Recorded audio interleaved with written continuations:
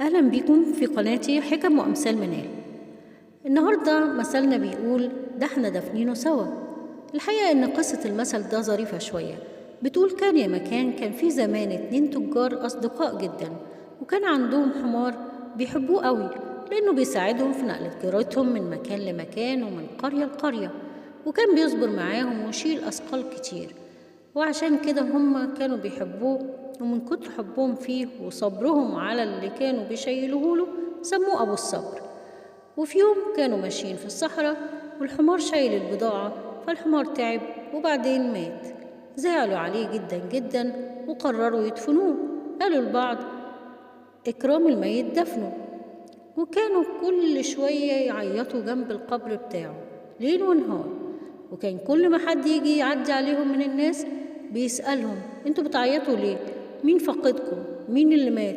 يقولوا لهم وهم بيبكوا المرحوم أبو الصبر.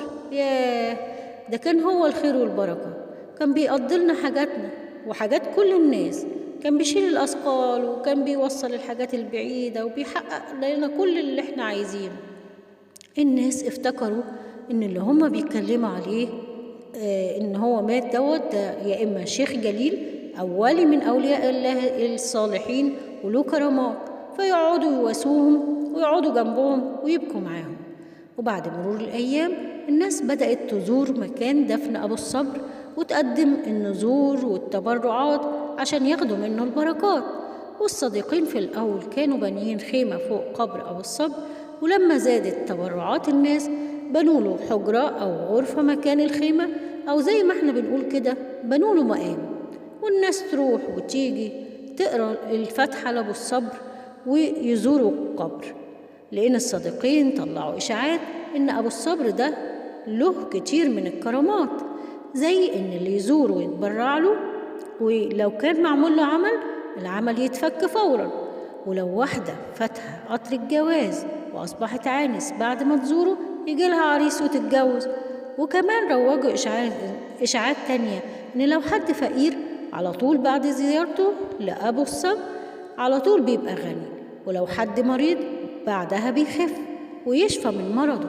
والناس صدقت الإشاعات وتبرعوا بفلوس كتير لأبو الصبر لأنه بركة وبيحل أي مشكلة ملهاش حل. وطبعا فلوس التبرعات مين بياخدها؟ طبعا الصديقين. المهم هما كانوا متفقين انهم يقسموها بينهم بالنص بالتمام والكمال، لحد ما في يوم من الايام واحد فيهم قال للتاني انا هاخد نصيب من الفلوس اكتر منك لان انا صاحب الفكرة. التاني زعل وقال له ايه اللي انت بتقوله ده مش عدل. طب والله لا اشتكيك لابو الصبر وخليه ينتقم منك ويرجع لي حقي منك. هنا طبعا صديقه ضحك قال له تشتكيني لمين؟ لابو الصبر؟ ده احنا دافنينه سوا. يعني انا وانت عارفين القصة وما فيها، عارفين ان هو حمار ومش شيخ ولا ولي من اولياء الله الصالحين. والمثل ده الحقيقة ان احنا بنقوله لما يكون في سر بين 2 ومحدش غيرهم يعرفه، ولو واحد فيهم غير في محتوى السر شوية أو قال حاجة غلط للتاني، فتبص تلاقي التاني بيرد عليه ويقول له ايه اللي انت بتقوله ده احنا دافنينه سوا. دي كانت قصة مثلنا النهاردة. أرجو أنكم تكونوا استفدتم. مع تحياتي حكم وأمثال منال. سلام عليكم.